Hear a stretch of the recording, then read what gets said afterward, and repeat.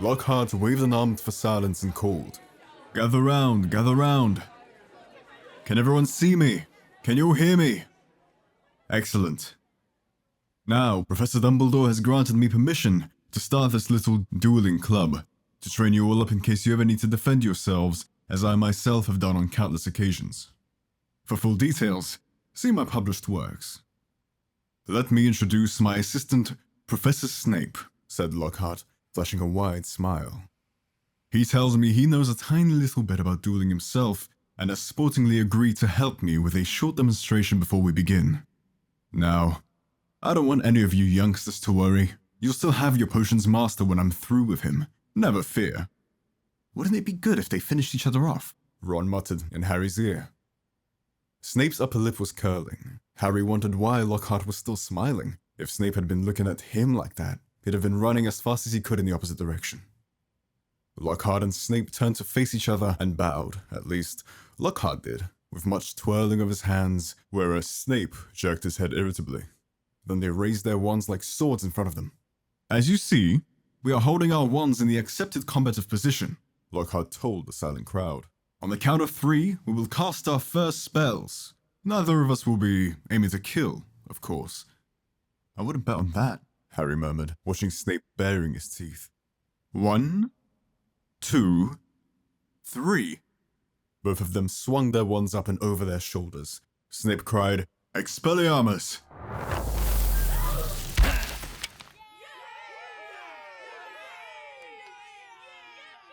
There was a dazzling flash of scarlet light and Lockhart was blasted off his feet. He flew backwards off the stage, smashed into the wall and slid down it to sprawl on the floor. Malfoy and some of the other Slytherins cheered. Hermione was dancing on tiptoes. "Do you think he's all right?" she squealed through her fingers. "Who cares?" said Harry and Ron together. Lockhart was getting unsteadily to his feet. His hat had fallen off and his wavy hair was standing on end. "Well, there you have it," he said, tottering back onto the platform. "That was a disarming charm. As you see, I've lost my wand."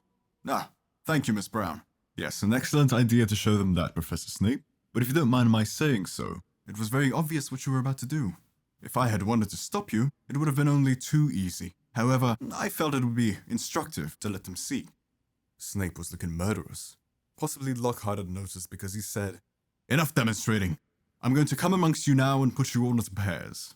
Professor Snape, if you'd like to help me." They moved through the crowd, matching up partners. Lockhart teamed up Neville with Justin Finch-Fletchley, but Snape reached Harry and Ron first. "Time to split up the dream team, I think. Weasley, you can partner Finnegan. Potter?" Harry moved automatically towards Hermione. "I don't think so," said Snape, smiling coldly. "Mr. Malfoy, come over here. Let's see what you make of the famous Potter.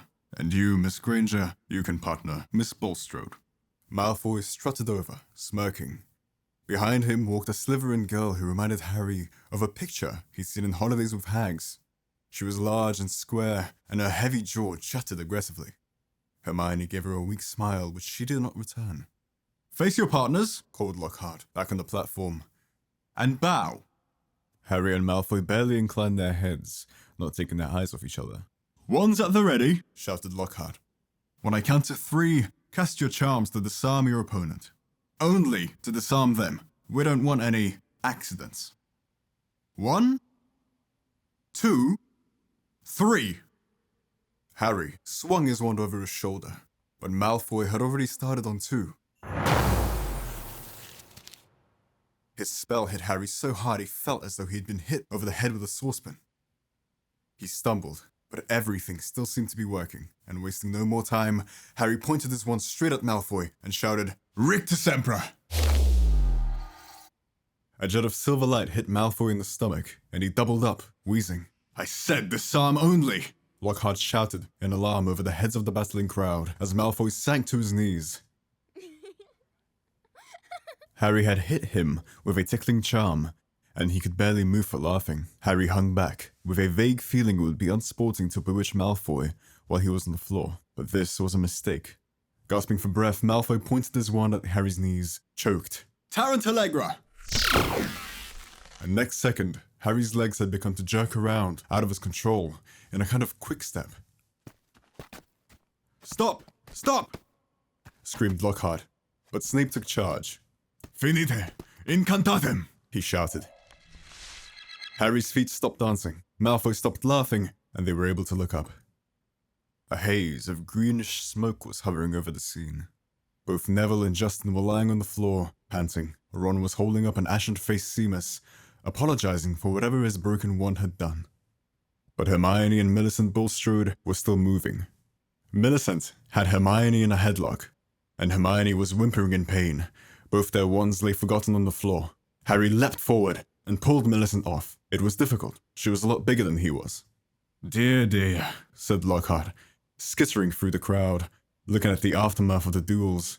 "Up you get, Macmillan. Careful there, Miss Fawcett. Pinch it hard. It'll stop bleeding in a second." "Boot. I think I'd better teach you how to block unfriendly spells," said Lockhart, standing flustered in the midst of the hall. He glanced at Snape, whose black eyes glinted, and looked quickly away. "Let's have a volunteer pair. Longbottom and Finch Fletchley. How about you?" "A bad idea, Professor Lockhart," said Snape, gliding over like a large and malevolent bat. "Longbottom causes devastation with the simplest spells. We'll be sending what's left of Finch Fletchley up to the hospital wing in a matchbox." Neville's round pink face went pinker. "How about Malfoy and Potter?" said Snape with a twisted smile. "Excellent idea," said Lockhart, gesturing Harry and Malfoy into the middle of the hall as the crowd backed away to give them room. "Now, Harry," said Lockhart, "when Draco points his wand at you, you do this." He raised his own wand, attempted a complicated sort of wiggling action, and dropped it. Snape smirked as Lockhart quickly picked it up, saying, "Whoops, my wand is a little overexcited." Snape moved closer to Malfoy, bent down and whispered something in his ear. Malfoy smirked too. Harry looked nervously up at Lockhart and said, "Professor, could you show me that blocking thing again?" "Scared?" muttered Malfoy, so that Lockhart couldn't hear him. "You wish," said Harry out of the corner of his mouth. Lockhart cuffed Harry merrily on the shoulder. "Just do what I did, Harry." "What? Drop my wand?" But Lockhart wasn't listening. 3, 2, 1, go! He shouted. Malfoy raised his wand quickly and bellowed, "Serpent Sorcerer!" The end of his wand exploded. Harry watched aghast as a long black snake shot out of it, fell heavily onto the floor between them, and raised itself, ready to strike. There were screams as the crowd backed swiftly away, clearing the floor. "Good move, Potter," said Snape lazily, clearly enjoying the sight of Harry standing motionless, eye to eye with the angry snake. "I'll get rid of it," said Snape lazily.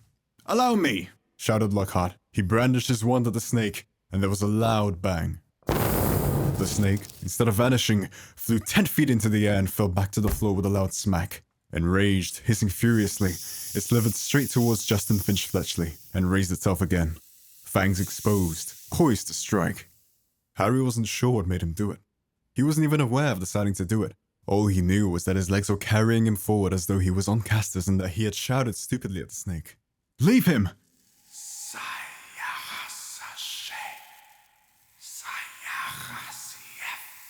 And miraculously, inexplicably, the snake slumped to the floor, docile as a thick black garden hose, its eyes now on Harry. Harry felt the fear drain out of him. He knew the snake wouldn't attack anyone now, though how he knew it, he couldn't have explained. He looked up at Justin grinning, expecting to see Justin looking relieved or puzzled or even grateful, but certainly not angry or scared. "What do you think you're playing at?" he shouted, and before Harry could say anything, Justin had turned and stormed out of the hall. Snape stepped forward, waved his wand, and the snake vanished in a small puff of black smoke. Snape, too, was looking at Harry in an unexpected way. It was a shrewd and calculating look, and Harry didn't like it. He was also dimly aware of an ominous muttering all around the walls. Then he felt a tugging on the back of his robes. "Come on," said Ron's voice in his ear. "Move, come on!" Ron steered him out of the hall, Hermione hurrying alongside them. As they went through the doors, the people on either side drew away as though they were frightened of catching something. Harry didn't have a clue what was going on, and neither Ron nor Hermione explained anything until they had dragged him all the way up to the empty Gryffindor common room. Then Ron pushed Harry into an armchair and said, "You're a Parselmouth. Why didn't you tell us?" "I'm a what?" said Harry. "A Parselmouth," said Ron. "You can talk to snakes." I know, said Harry. I mean, that's only the second time I've ever done it. I accidentally set a boa constrictor on my cousin Dudley at the zoo once. Long story, but it was telling me it had never seen Brazil, and I sort of set it free without meaning to. That was before I knew I was a wizard. A boa constrictor told you it had never seen Brazil? Ron repeated faintly. So? Said Harry. I bet loads of people here can do it. Oh no they can't, said Ron. It's not a very common gift. Harry, this is bad. What's bad? Said Harry, started to feel quite angry. What's wrong with everyone? Listen, if I hadn't told that snake not to attack Justin... Oh, that's what you said to it? What do you mean? You were there, you heard me. I heard you speaking parcel tongue, said Ron. Snake language. You could have been saying anything. No wonder Justin panicked. You sounded like you were egging the snake on or something. It was creepy, you know? Harry gaped at him. I spoke a different language? But I didn't realize. How can I speak a language without knowing I can speak it? Ron shook his head. Both he and Hermione were looking as though someone had died. Harry couldn't see what was so terrible. Do you want to tell me what's wrong with stopping a dirty great snake biting Justin's head off? What does it matter how I did it as long as Justin doesn't have to join the headless hunt? It matters, said Hermione, speaking at last in a hushed voice. Because being able to talk to snakes was what Salazar Slytherin was famous for. That's why the symbol of Slytherin House is a serpent. Harry's mouth fell open. Exactly, said Ron. And now the whole school's going to think you're his great-great-great-great-grandson or something. But I'm not, said Harry, with a panic he couldn't quite explain. You'll find that hard to prove, said Hermione. He lived about 1,000 years ago. For all we know, you could be.